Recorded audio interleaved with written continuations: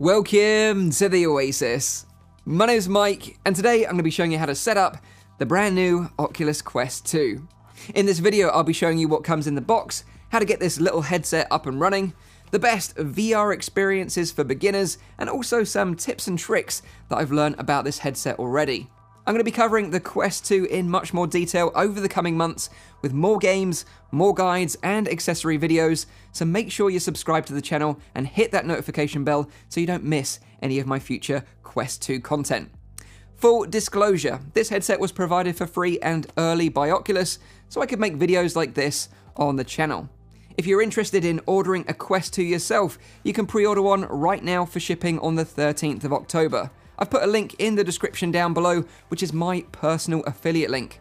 This just means that if you order a headset through the link, it doesn't cost you any extra, but I get a small referral fee which helps support the channel, and I'd really appreciate it. I've put timestamps to all the sections of the video in the description down below, as always. I hope you find this video guide useful, and without further ado, let's dive in. Okay, so here is the retail box for the Oculus Quest 2.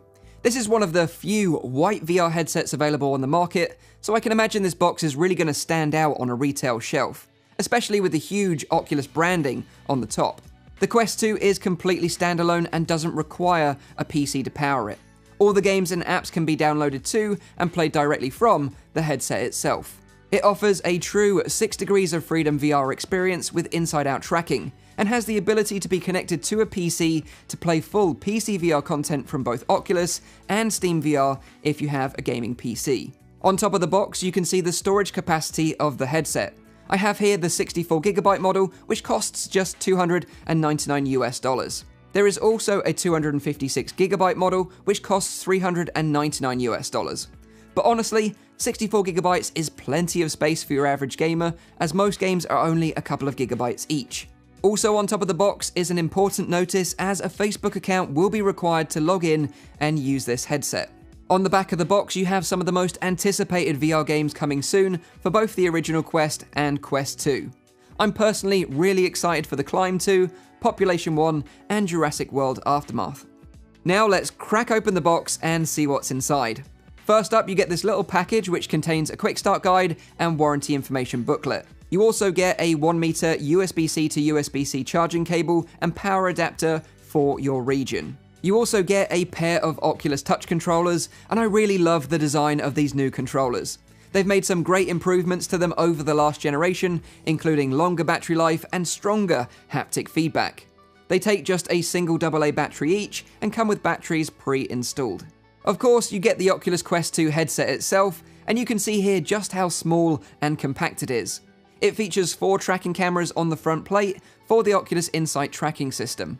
And finally, you get a glasses spacer if you happen to wear glasses, to give them some extra room inside the headset. Now, with everything out of the box, we need to download and install the free Oculus app for your Apple or Android device. Ensure your device is connected to Wi-Fi and has Bluetooth enabled. The mobile device is only required for the initial setup. Everything else can be managed on the headset itself once the setup is complete. Although I do find the mobile app to be quite useful, especially to browse the latest games from the Oculus Store, connect with friends, and also check out upcoming events that you can attend in VR using Oculus venues. The first time you open the Oculus app, you'll be prompted to log in using a Facebook account. This is a requirement to use the Oculus Quest 2 for both new and old Oculus users. Unlike the original Quest, most of the setup procedure for Quest 2 takes place in the headset itself. So grab yourself a chair and put it in the center of your intended play space. Prior to sitting down and getting the headset on, I would recommend noting down your Wi-Fi password and removing the battery tabs from both the Oculus touch controllers to activate them. The headset itself should have around 40% charge out of the box, which is going to be plenty to get you through the setup process. Now press and hold the power button on the right hand side of the headset for 2 seconds and put the headset on. Adjust the head strap using the 2 plastic toggles at the back and tighten the strap over the top so the headset feels comfortable. Inside the headset, you'll be greeted with this screen. Now, I captured this footage through the lenses of the headset, so apologies the quality isn't great, but it should give you an idea of what to expect. The touch controllers should pair automatically with the headset, and you should now be able to use the controllers as pointers and just simply use the trigger button to click through the menus. Next, choose your preferred language setting, and there's plenty of options to choose from. Now you'll be prompted to set up your IPD. Now IPD is your interpupillary distance, which is the distance between your eyes.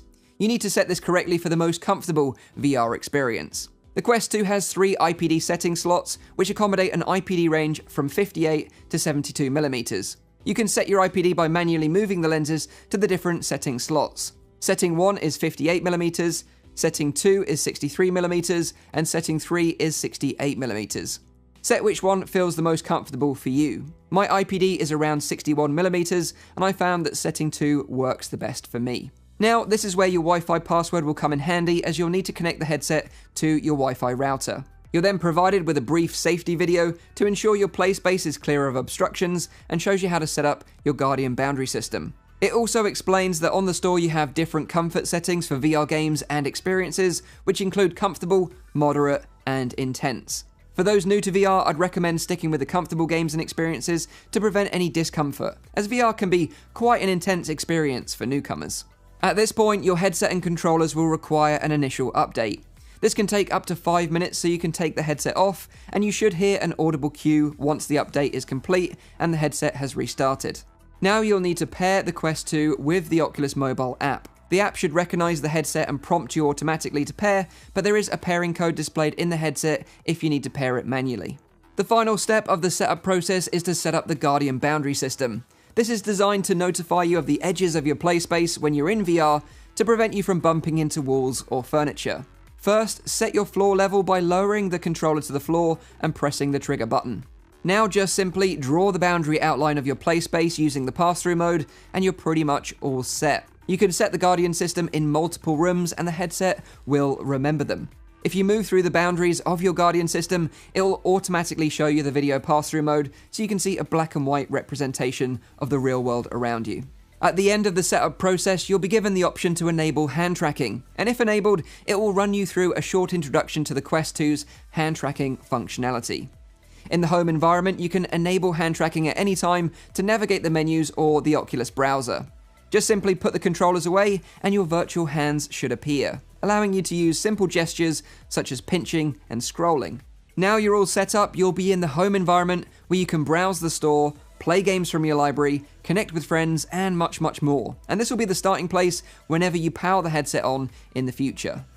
Once you're familiar with the home environment, I have some VR experiences that are just perfect for beginners. All of these experiences are available on the store for free, and they can be enjoyed by the whole family. The first experience I would recommend is Oculus First Steps. It's a great introduction to VR and teaches you how to use the Oculus touch controllers. You can play around with some items, blast some targets, or even dance with an adorable Pixar-esque robot. It's awesome. The second experience I'd recommend is a classic called First Contact. You're greeted by a timid, Wall-E-looking robot that will show you some fun and interesting ways to interact with objects and the virtual environment.